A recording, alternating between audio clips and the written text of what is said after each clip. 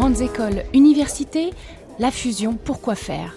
Telle était la question posée lors du dernier Club de l'écho organisé par Objectif Languedoc-Roussillon.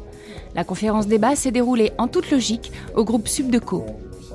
4 personnalités ont été invitées à débattre sur la question. Didier Jourdan, directeur de Subdeco Montpellier Business School, Philippe Auger, président de l'université Montpellier 1, Fabrice Laurent, président de l'université de Perpignan et de la fondation UPVD, et Sandrine Delogu-Bonan, avocate chez EY. De l'enseignement supérieur, devenu extrêmement concurrentiel.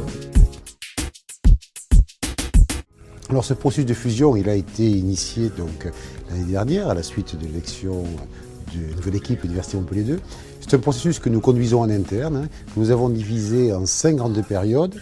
Une première période qui a été donc finalement de septembre à décembre 2012, qui a consisté à créer donc les structures, comité de pilotage, comité opérationnel, groupe thématique, adopter également une charte des valeurs et principes. Nous terminons actuellement la seconde étape, qui était un état des lieux. Et là, nous déployons actuellement, depuis lundi, période 3 qui consiste donc à travailler dans un premier temps 45 113 items, donc là jusqu'ici Noël. Puis ensuite, il y aura une seconde vague d'items qui sont travaillés jusqu'en juin 2014.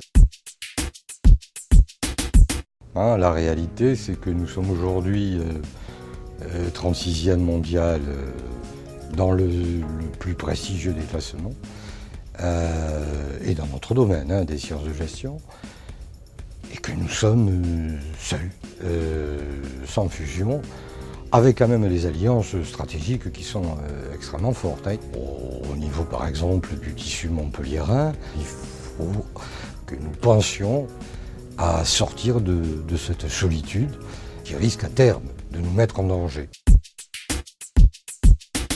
Je dirais que, étant donné que nous sommes une université pluridisciplinaire, je serais tenté de dire qu'on est déjà fusionné comme un petit peu une préfiguration de ce que font actuellement Montpellier 1 et Montpellier 2, une logique de mise en réseau, de mise en synergie autour de projets structurants. Et je dirais que la logique de fusion à Montpellier me paraît cohérente et porteuse de sens, notamment sur une ville. Et le travail en réseau à l'échelle régionale me paraît non seulement intéressant, mais indispensable. La difficulté, c'est de permettre au CCI, tout en ayant externalisé des services de chambre, de continuer effectivement à avoir le contrôle des écoles, de leurs anciens services, et de permettre à l'école de commencer à développer une autonomie, et notamment une autonomie financière. Et donc effectivement on a cette difficulté de la gouvernance des écoles de commerce filialisées qui sont dans une relation, on dira, in-house, et l'essor économique et l'envol économique de ces chambres de commerce.